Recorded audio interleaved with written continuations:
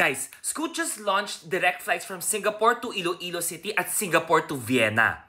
So if you don't know yet, Scoot is a subsidiary ng Singapore Airlines. Ito yung low cost ng Singapore Airlines.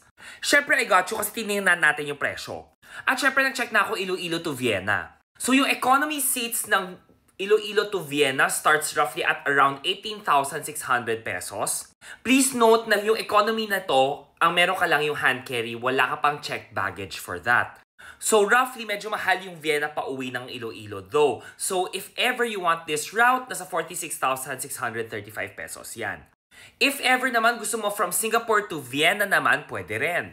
Singapore to Vienna, it starts at 18,760. So very similar yung presyo niya from Iloilo. But what's different here is merong Scoot Plus na offering here. Si Scoot Plus, guys, medyo nakita mo yung presyo niya, one way is 30,500. Scoot Plus is para siyang yung premium economy or parang business class seat ni Scoot Plus. Mas malaki yung seats niya, meron ka na rin luggage or luggage weight, check-in luggage weight. Meron kang free wifi na nasa 30 MB. Ito po yung mga inclusions niya. Priority boarding ka rin. So parang feeling mo business class ka, diba? Tapos meron ka rin charging outlet. Tapos lumaki na ng 15 kilo yung iyong cabin baggage. Pero syempre guys, medyo mas mahal nga talaga siya. But if you decide to just go with economy lang, from Singapore to Vienna, round trip is 35,600.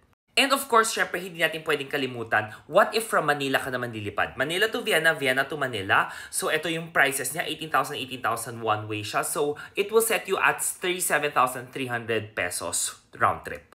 So, okay ba siya?